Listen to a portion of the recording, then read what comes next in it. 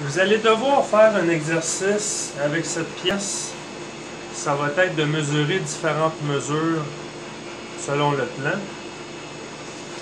On a le plan ici. Okay, c'est une révision en fait de ce que vous avez vu comme vidéo. On va mesurer la longueur de la pièce, la largeur de la pièce. Ensuite, on va mesurer le diamètre de ce trou-là avec sa position en X et Y. On va mesurer le diamètre des trois trous ainsi que sa position par rapport au centre du gros trou et les angles de chacun.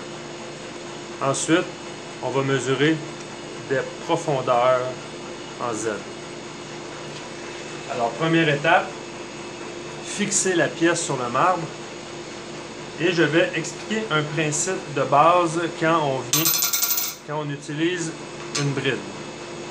La bride, on utilise un escalier comme appui en arrière. Très important. La bride ne doit pas être inclinée de cette façon. Ce qui fait que quand on va serrer, la pièce va bouger. Et ça ne tiendra pas bien sur la table. Alors, le principe de base d'une bride, c'est toujours que l'arrière soit légèrement plus haut que le niveau où est-ce qu'on va fixer notre pièce. Alors, avec un petit escalier comme ça, on ne peut pas, mais on peut faire un assemblage du même escalier, mais à l'envers, comme ça. Et on va pouvoir déposer la bride. Là, présentement, c'est un petit peu trop haut. Il ne faut pas l'incliner non plus trop en angle. On va légèrement être plus haut que ce niveau ici. Fait que ça, c'est bon. Ce qu'on fait, c'est qu'on rajoute la tige filetée.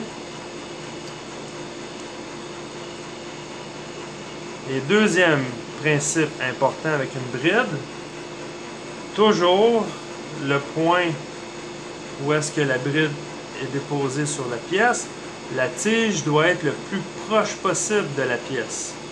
Alors si je mets ma pièce comme ça et ma bride comme ça, c'est une mauvaise façon car quand on va venir visser l'écrou, la pression va être exercée en arrière au lieu d'être exercée sur la pièce. Alors encore là, la fixation ne sera pas adéquate. Alors, on recule le tout pour que la tige soit appuyée contre le bout de la rainure. Je ne peux pas aller plus loin. Et ma pièce le plus proche possible. Ça, c'est une bonne méthode. Ensuite, je prends mon écrou.